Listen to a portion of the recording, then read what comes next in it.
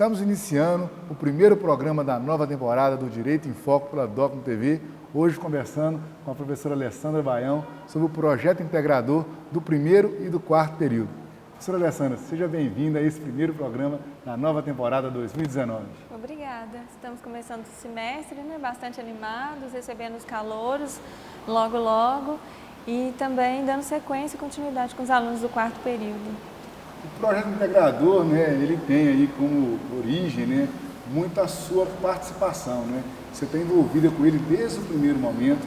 E, então, antes da gente começar a falar especificamente do tema que vai, de alguma forma, provocar a discussão no primeiro período e no quarto, fala um pouquinho da essência do projeto integrador para o nosso telespectador entender e aí a gente poder contribuir com essas informações específicas em cada um dos períodos que você vai trabalhar esse semestre.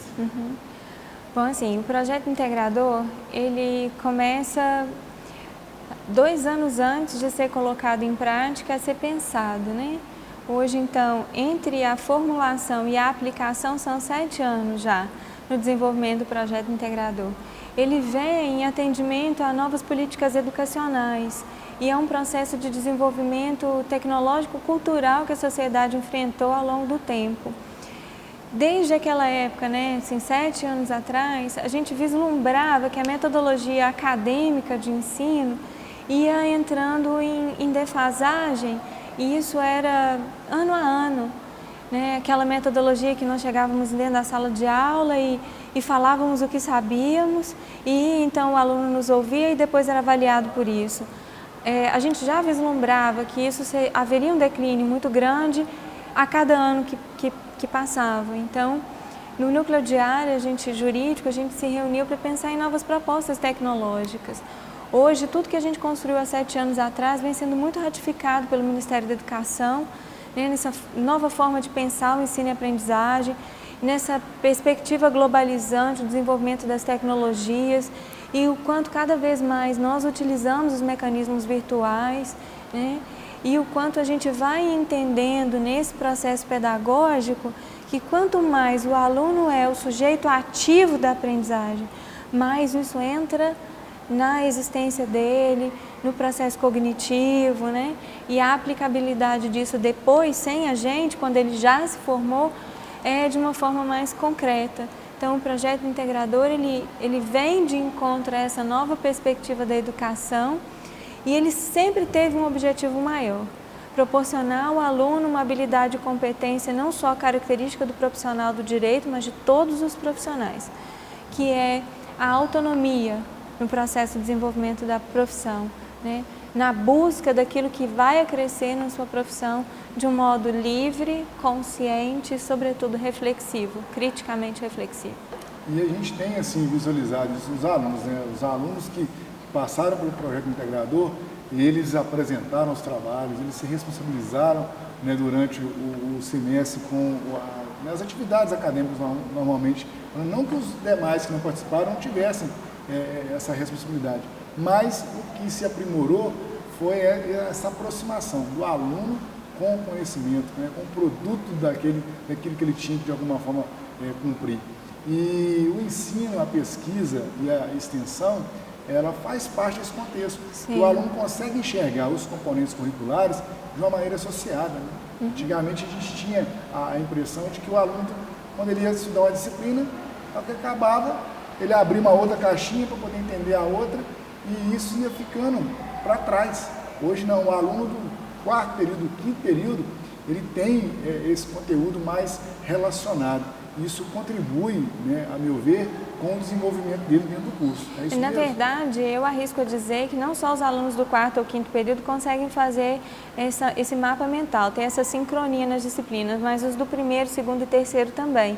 O que acontece nas cadeiras das faculdades em que não contemplam o projeto integrador é que a gente acaba, e isso é uma história pessoal, da minha própria formação, acaba não se sentindo pertencente até o terceiro período, quando a gente começa a ver a primeira matéria processual.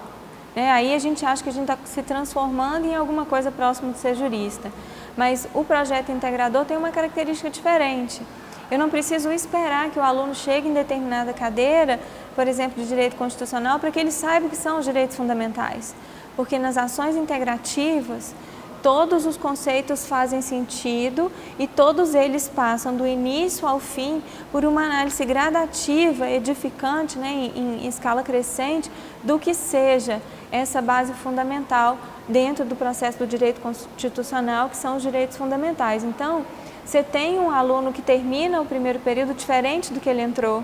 Ele agora é mais reflexivo, ele é mais engajado na pesquisa, e uma coisa que eu percebo que é legal é que ele sente que começa a ler os textos jurídicos e entende. Então, é muito recorrente eu chegar numa sala de aula, às vezes no segundo período, e o aluno dizer que o pai comentou que ele está ficando esquisito, que agora ele está assistindo TV Justiça, porque aquele vernáculo jurídico que antes ele não entendia, agora ele passou a entender. E para os telespectadores compreenderem assim, o que eu digo, é que comumente a sociedade acha que os advogados eles falam difícil, né? E falar difícil faz com que o nosso cliente não entenda o que a gente diz, né? E a gente precisa ficar traduzindo essas questões todas. A utilização da correta terminologia jurídica e falar adequadamente é uma das características do processo de aprendizado jurídico. E o aluno do segundo período, ele já é capaz de compreender isso de uma forma mais natural e engajada, né? Então ele ouve lá um julgamento do STF e é capaz de ficar ali horas ou minutos que ele tiver disponível e entendendo e depois compartilhar com a gente, né? Esse é um processo natural. E aí a gente vai também ensinando a ele que ao tempo em que ele aprende a falar corretamente, juridicamente corretas as terminologias, ele aprende a traduzir isso para o cliente de uma forma mais humana, amorosa e respeitosa. Além dessa imersão, né, do aluno nesse mundo jurídico que você tocou aí, eu acho um grande assim, ganho e avanço, né, do curso de Direito com o projeto integrador, é que o aluno, além dele ter o compromisso acadêmico, né, com a sala de aula, né, o ensino, ele tem um projeto paralelo que ele tem que acompanhar ao longo do semestre. Então, além de estudar para a prova, fazer os trabalhos, estar frequente, ele tem um projeto a desenvolver ao longo do semestre. Então, o aluno se vê o tempo todo numa dinâmica de aprendizado, seja na escola, na faculdade, na universidade, seja na casa, seja no estágio, ele está envolvido com uma demanda que ele tem que cumprir. Eu acho que esse é um diferencial do projeto integrador. É motivação para o engajamento. Existem alguns ramos do direito que são núcleos duros e que quando a gente chega no momento de estudar essas matérias, isso pode ser um pouco mais difícil para qualquer pessoa. Enquanto se tem o projeto integrador como um apoio, você tem uma nova forma de ver, inclusive, os núcleos duros do direito. Isso faz com que o aluno, vivenciando, saindo de dentro da sala de aula, possa sentir um aprendizado mais fluente. Isso faz muita diferença, né? Aquilo que você impõe o aprendizado e aquilo que você constrói o aprendizado. Então, filosoficamente, é motivação para o engajamento que gera o aprendizado como uma consequência bem natural. E nesse semestre você vai estar à frente do primeiro e do quarto período. Primeiro período com a identificação da diferença e o quarto período com a cidadania e inclusão. Como é que vai ser aí esse trabalho aí com essas temáticas dos alunos? A gente entra num processo de trabalhar mais fortemente as nossas propostas anteriores, que já era transversalizar o estudo dos direitos fundamentais, desde o primeiro ao 10º período. A gente tem um marco nos direitos fundamentais desde o ano passado, né, com comemorações bem específicas. Então, esse ano a gente traz os direitos fundamentais para temas que às vezes são difíceis, são polêmicos e não são reflexivos sobre o nosso próprio comportamento enquanto cidadão e ser humano, né? É um desafio, eu preciso dizer que será um desafio, mas um bom desafio, né? Então, no primeiro período, a gente vai traçar uma escala ascendente com os alunos. A gente vai trabalhar o processo de reconhecimento, de identificação, na verdade, das diferenças, para que, ao longo da escalada dele no estudo do direito, ele possa ampliar esse conhecimento. Então, no primeiro período ele reconhece as diferenças, no segundo período ele reconhece as diferenças, no terceiro período ele começa a especificação dos trabalhos, até que a gente chegue nos processos que, lá no 8º período, vão ser importantes para ele, né? Para eles. Então, quando eu falo de reconhecimento das diferenças, da identificação das diferenças no primeiro período, a proposta é que a gente tenha 2 trabalhos, 2 momentos com o mesmo tema. Então, a gente vai começar com um grupo de leitura supervisionado. Existem muitos alunos que chegam e que estão vindo do ensino regular, e tem alunos que estão vindo de ensino superior de outras cadeiras de faculdades. A gente também vai receber alunos que já tiveram alguma experiência de estudo, pararam e estão regressando. Então, o grupo de estudo, no primeiro momento, ajuda nesse acolhimento. Então, a gente começa bem devagarzinho, com os textos de leitura fácil, e a gente vai fazendo a interlocução com esses alunos e escolhe-se, então, um texto base para trabalhar no grupo de leitura supervisionada. Nesse semestre, eu, junto com os meus pares, né, que são os meus colegas, parceiros do período, a gente escolheu um texto bem legal que trabalha o processo histórico para que a gente traga reflexão sobre a perspectiva das diversidades. Então, eu tenho um núcleo, que é a diversidade dele, eu vou trabalhando com os alunos a identificação de vários tipos de diversidades, cujo reflexo na situação jurídica subjetiva ou existencial, juridicamente falando, vai ser importante, né?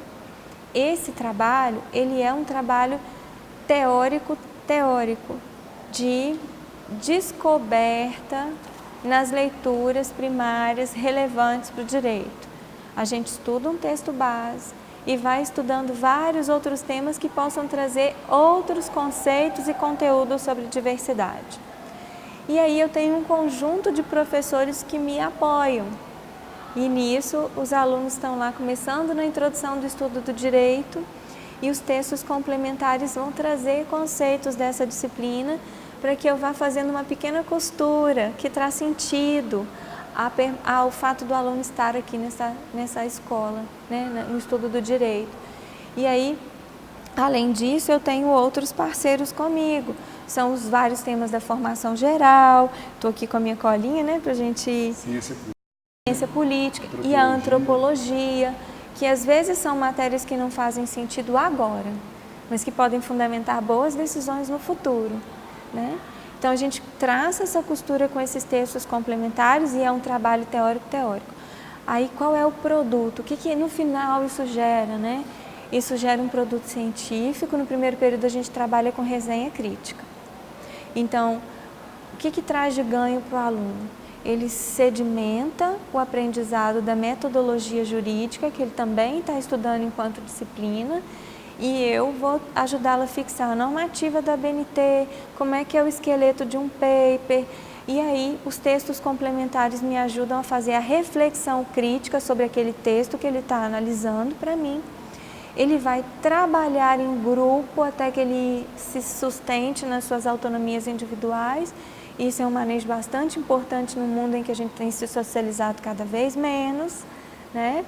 E além desse conjunto todo, a habilidade da retórica, a habilidade da oratória também são desenvolvidas em sala de aula. Porque para cada conjunto de teoria que o aluno apreende, ele precisa trazer agora um bom argumento. E de onde que ele vai tirar esse argumento? Daquilo que ele está vendo com os meus colegas que estão contribuindo para a formação do integrador. Então, no integrador, ele tem que falar muito, ele tem que defender as suas ideias de um modo jurídico e, no primeiro momento, ele tem uns perdões, né? Porque ele está aprendendo, e a gente vai tentar trazer um pouco mais de segurança nesses processos, ajudando um pouco nessa questão da timidez, enfim, né? Então, a gente tem esse primeiro momento, que é um trabalho teórico. Existe um segundo momento, que é um trabalho teórico-prático. Esse já é o trabalho integrador.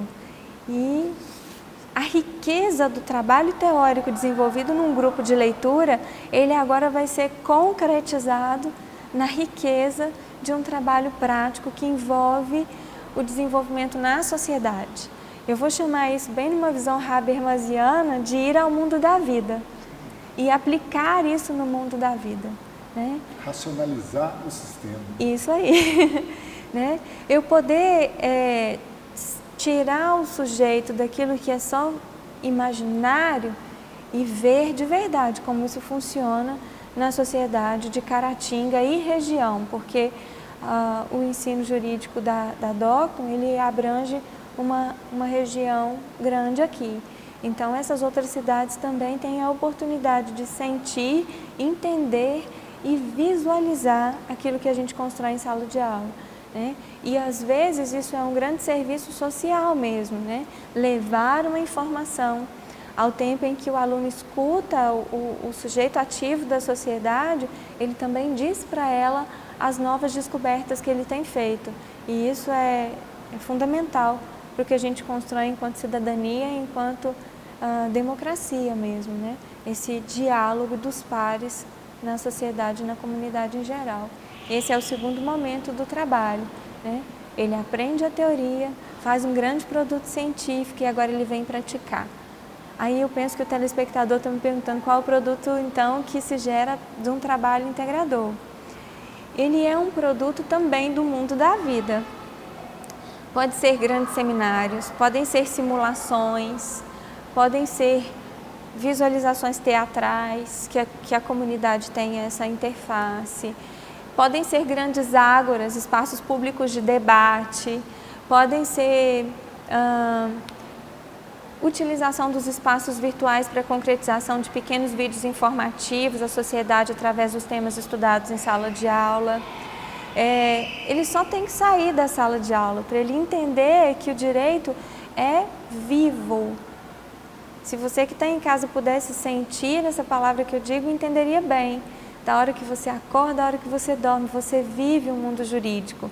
E a nossa tarefa é fazer com que o aluno perceba que simples ato de escovar dente e abrir a torneira para lavar a mão, ligar a luz, você está celebrando contratos, você está tendo experiências jurídicas, né? Singelamente falando. No primeiro período, né, a gente percebe, né, como projeto integrador, que antes o que acontecia no segundo, no terceiro, já está acontecendo no primeiro, que é essa vinculação, essa conexão, né, com o mundo jurídico. E é o grande diferencial. E o quarto período, com a questão da cidadania e inclusão. É porque, como eu disse anteriormente, o projeto integrador ele tem uma escalada. É como se a gente estivesse subindo com o aluno em degrauzinhos, então ele vai ter 10 degraus para subir e lá no final ele tem a prática jurídica, o desenvolvimento do TCC, até que ele chegue então no que ele almeja nessa escalada, que é a formatura dele, a obtenção do grau de bacharel, né? Então, no quarto período, ele já está no quarto degrau da escada. Ele já sabe um pouco mais, ele já domina mais a utilização, né, do vocabulário jurídico. Aí, agora, a gente pode fazer um trabalho um pouco mais avançado com ele. A dinâmica de sala de aula fica um pouco mais avançada, né? E eu vou trabalhar com disciplinas mais avançadas também. Então, cidadania e inclusão são processos que vêm pelo estudo da teoria da Constituição, que ele já avançou.